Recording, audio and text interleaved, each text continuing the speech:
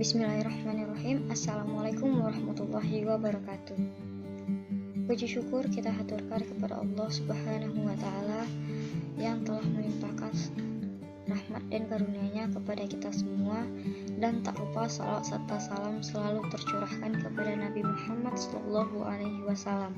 Baiklah, perkenalkan saya Elfitia Rahmah dengan NIM 210334149 dari Prodi Pendidikan Fisika mata kuliah Praktikum Fisika Dasar 1 dengan dosen pengampu Ibu Murtiani MPD. Baiklah, pada kali ini saya akan mengkomunikasikan modul dari Fisika Dasar 1 mengenai kalor sebagai salah satu bentuk perubahan energi dan gas ideal. Masuk kita ke kalor sebagai salah satu bentuk perubahan energi. Dengan tujuan percobaannya, yang pertama mengetahui pengaruh suhu terhadap energi yang tersimpan. Yang kedua, mengetahui pengaruh jenis benda terhadap energi yang tersimpan. Dan yang ketiga, perubahan energi yang terjadi pada beberapa sistem energi. Dengan kompetensi, mahasiswa mampu mengajukan gagasan penyelesaian masalah suhu dan kalor dalam kehidupan sehari-hari dengan menerapkan metode ilmiah serta mengolah data hasil pengukuran menggunakan angka berarti disertai ketidakpastiannya. Nah, teori dasarnya, matahari merupakan salah satu dari sumber energi. Bumi tanpa matahari pasti tidak akan dapat kita huni bersama dikarenakan memiliki banyak manfaat untuk bumi ini. Mengapa demikian? Apa saja manfaatnya? Karena dengan adanya matahari, tumbuhan bisa berfotosintesis dan memberikan oksigen untuk dihirup. Dengan adanya matahari, jemuran di rumah bisa kering. Dengan adanya matahari, suhu di bumi sangat stabil serta banyak lagi manfaatnya.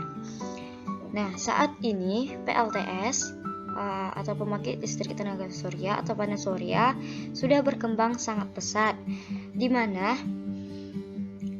cahaya matahari yang diterima oleh panel surya sudah dapat disimpan pada baterai, sehingga dapat disimpan dan digunakan pada saat dibutuhkan. Di Indonesia, seluruh energi disuplai oleh perusahaan listrik negara atau disingkat dengan PLN.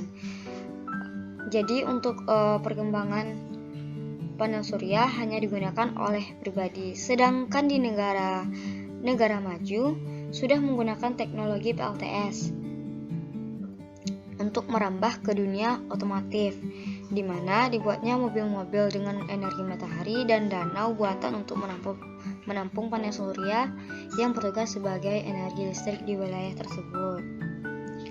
Nah, selain pada dunia otomotif, gadget dan elektronik juga sudah mengembangkan teknologi pada panel surya ini.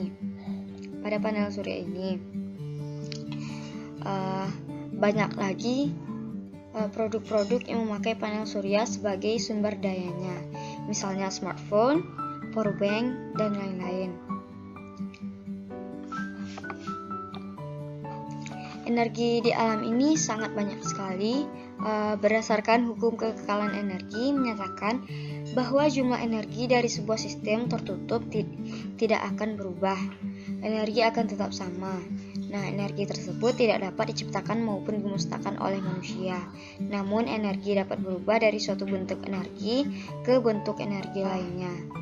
Untuk alat dan bahan percobaannya, kita menggunakan komputer atau laptop atau HP Android. Yang kedua, aplikasi Pet Interactive Simulation, Work, Energy, dan Power. Yang ketiga, jaringan internet. Inilah langkah-langkah prosedur kegiatan yang pertama. Dan ini langkah-langkah untuk prosedur kegiatan kedua. Baiklah, langsung saja kita masuk ke percobaannya. Di sini saya menggunakan PET simulation, bentuk energi dan perubahannya. Langsung saja kita klik intro. Klik energi simbol pada bagian atas ini. Lalu kita pindahkan kubus iron atau brick ini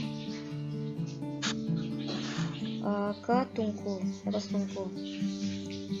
Kita coba pada iron.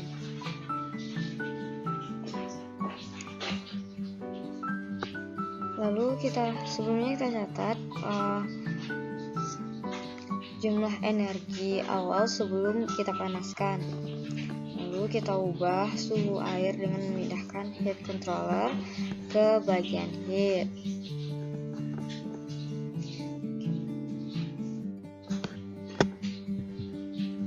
Nah, kita amatilah kenaikan suhu pada termometer, kemudian catat jumlah energi yang timbul.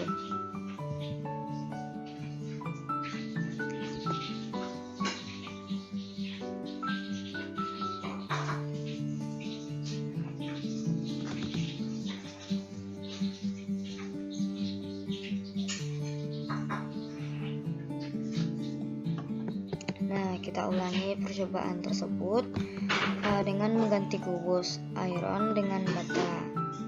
Di sini telah terlihat jumlah energinya.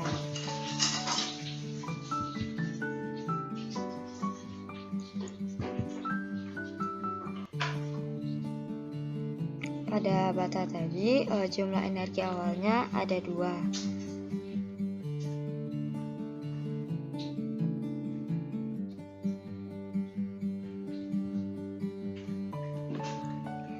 Baiklah, langsung saja kita masuk ke kegiatan kedua. Di sini kita klik energi sistem di sini. Lalu klik energi simbol. Kita pilih salah satu sumber energi dengan mengklik keran di sini. Lalu kita buka keran air sehingga air keluar dari keran sehingga air menggerakkan turbin.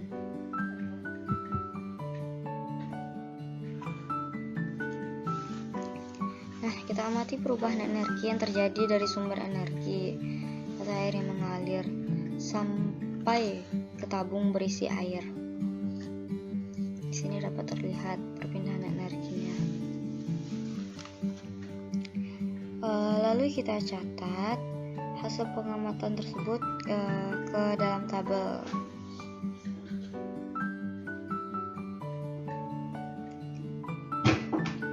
Di sini kita dapat mengubah sumber energi dan kita catat kembali perubahan energi pada masing-masing perangkat. Di sini kita menggunakan sepeda.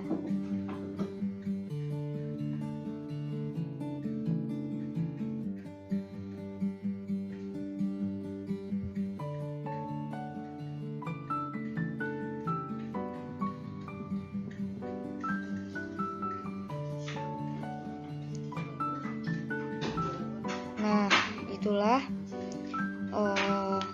percobaan kita pada bentuk energi dan perubahannya.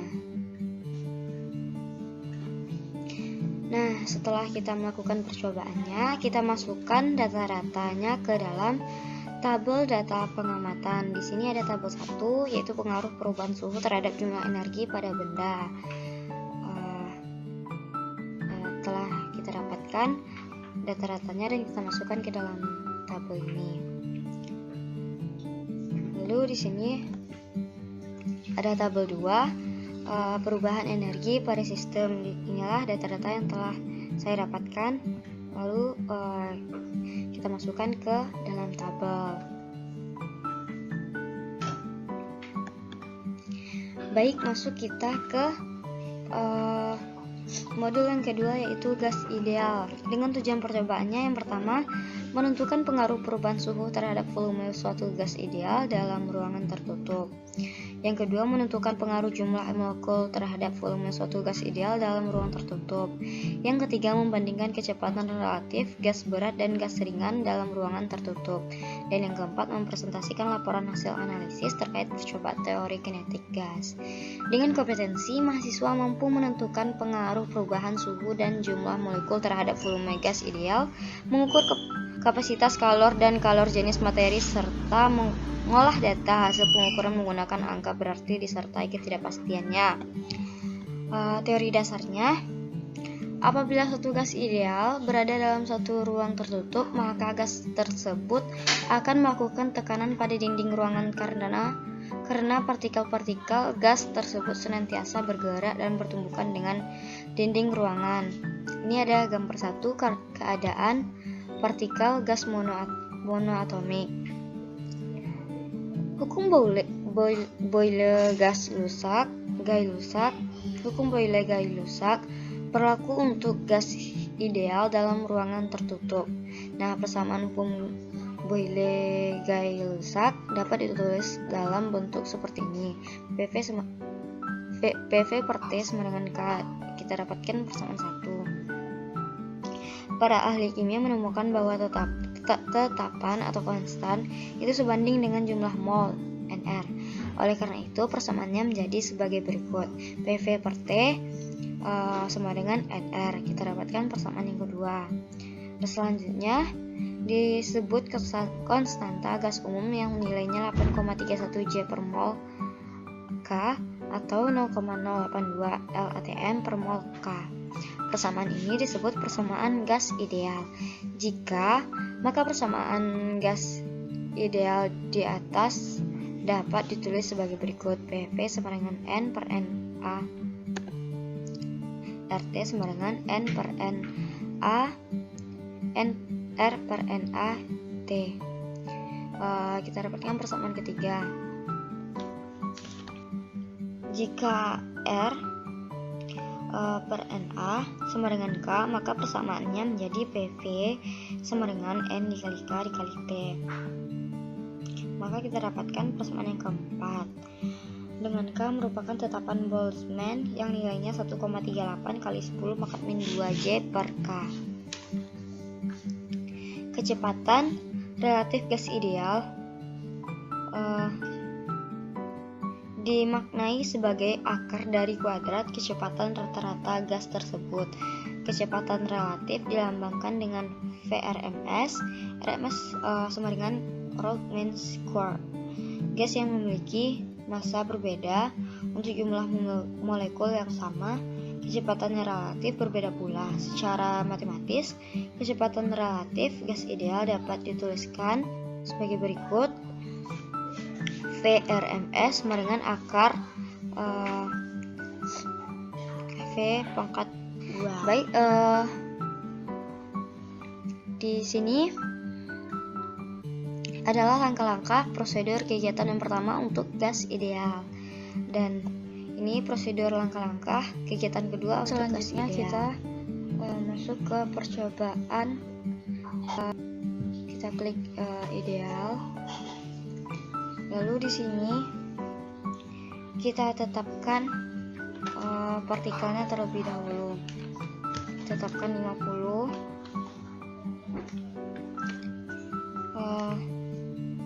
Lalu kita variasikan suhu menggunakan pengontrol suhu.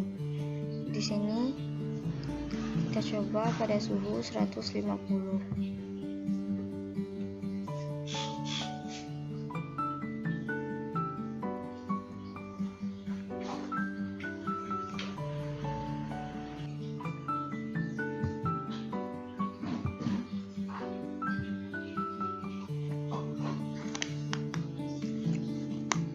Kita amati tekanannya. Di sini ada 2,9 atm. Lalu kita cari volumenya menggunakan persamaan yang kedua pada teori dasar tadi. Kemudian kita masukkan pada tabel 2. Nah, begitupun seterusnya. Tabel 1A menentukan volume gas dengan jumlah partikel konstan. Yang tabel 1B menentukan volume gas dengan suhu konstan. Lalu di tabel 2 ada membandingkan kecepatan relatif gas berat dan gas ringan.